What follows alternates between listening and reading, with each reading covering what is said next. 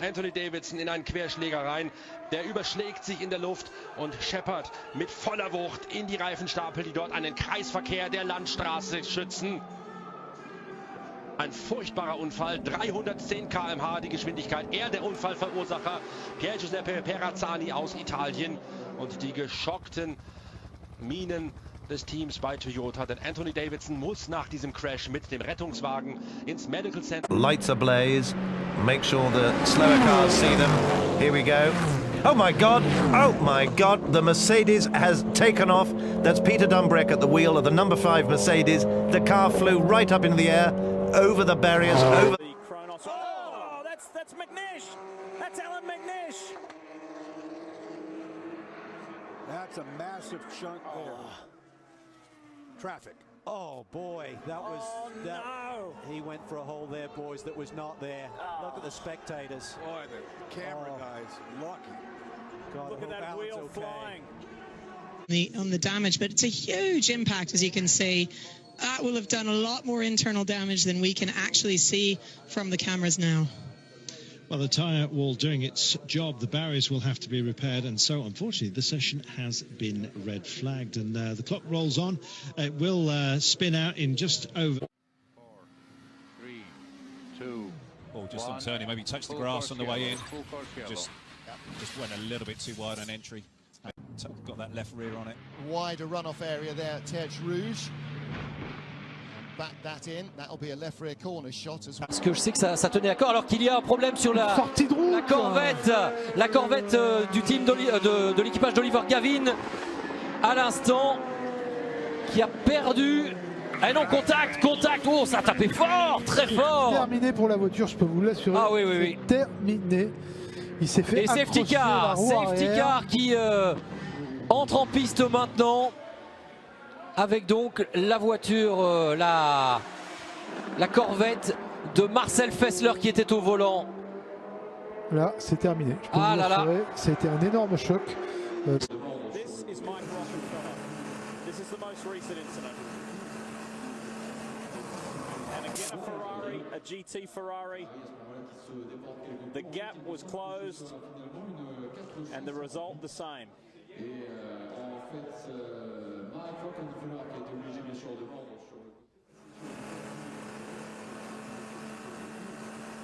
At that point, that GT car has to stay to the left of that center line.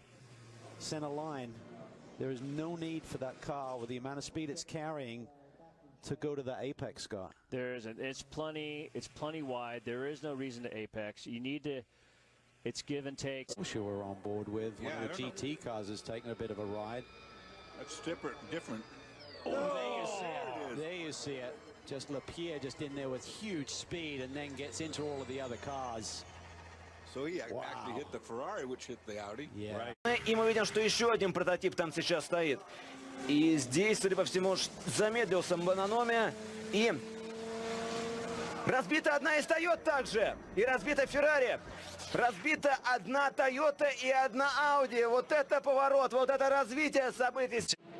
And there's a big crash involving two cars. One of them is limping away. It's the 61, I think. That's the Luzic Racing Ferrari, and it's one of the Dempsey Proton. They've just been passed by the race leader. Mike Conway came through, and unfortunately, a spinning Ferrari then pitched into one of the marker boards into the Dunlop curves. The Dempsey Proton car clipping the barriers with its rear after a long looping spin, and that's Thomas Preining, the young Austrian driver. Not his fault at all. Had to take evasive action, and that left him nowhere to go on the outside. The Luzic Racing Ferrari just got it together, drove through the gravel trap and rejoined by the Dunlop bridge, but had nowhere to go.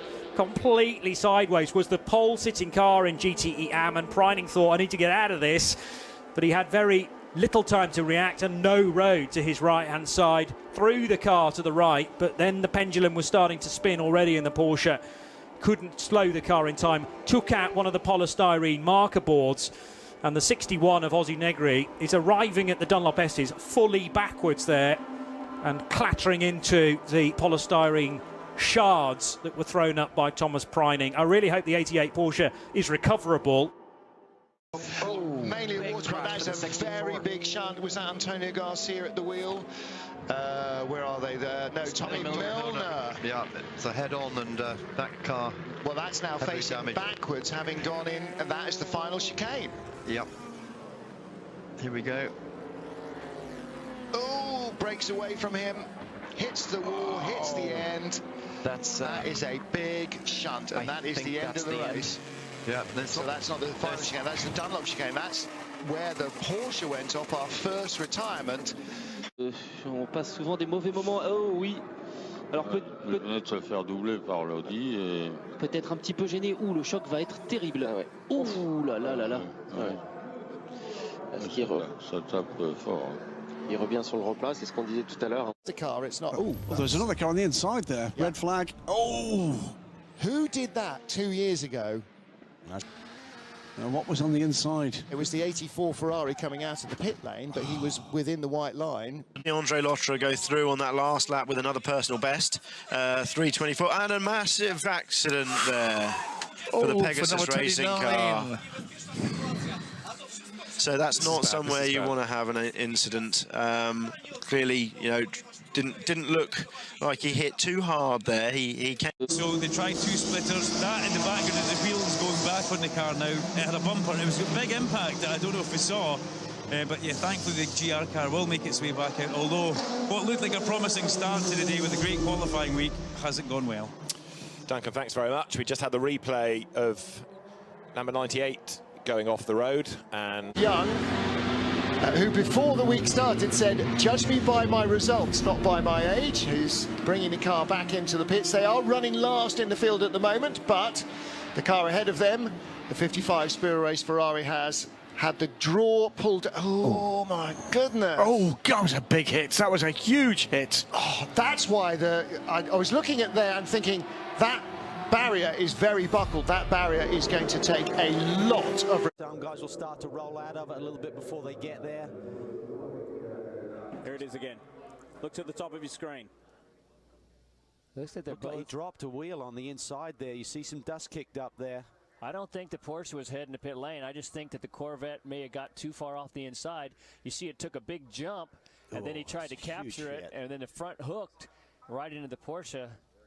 Did about 2 or 3 swaps on the rear, and unfortunately taking 2 cars. I think that day could be over for that Corvette. That is a massive hit.